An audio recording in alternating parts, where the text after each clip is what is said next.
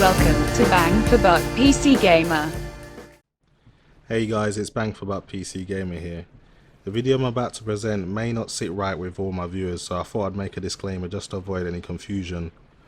Now, I like to experiment with technology, and when you see comparisons between PCs, they're usually in the same class or the same price bracket, and we basically like to make it a fair test, which is fine, but it doesn't do much for experimentation, and I like to do things just for the sake of it. So what I'm going to do is compare my personal production rig slash gaming rig workstation type build, which is valued at £2,800, versus basically a mainstream gaming PC which is valued at 1,600 Great British pounds. So just for all you guys out there that want a fair test video and don't like to see components compared in different classes, then this is definitely not a video for you, and it's best that you look away now.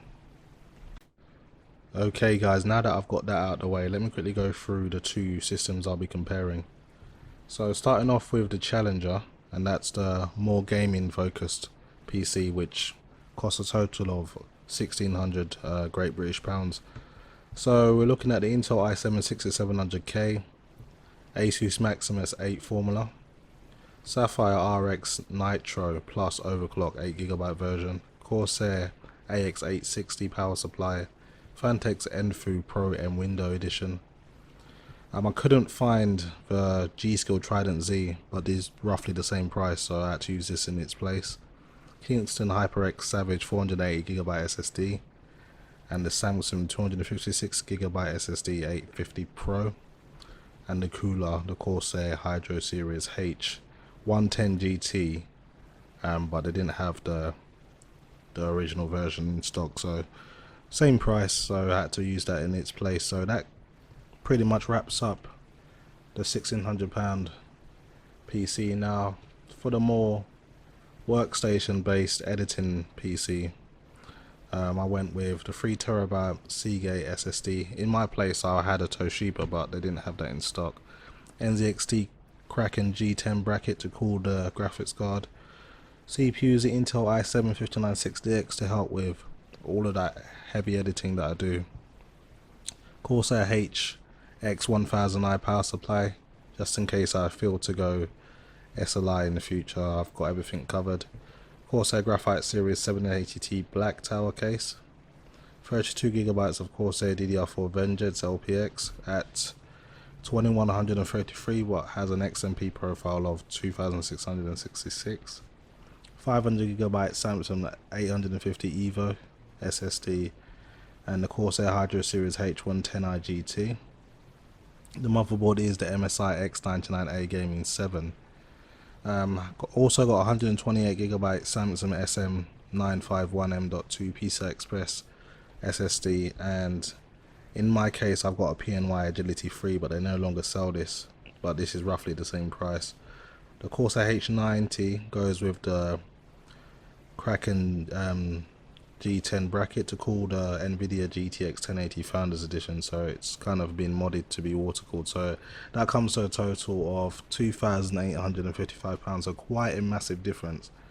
But again, both of these PCs do different jobs. So what I'm going to do now is get into the games and see how much of a difference there is between performance.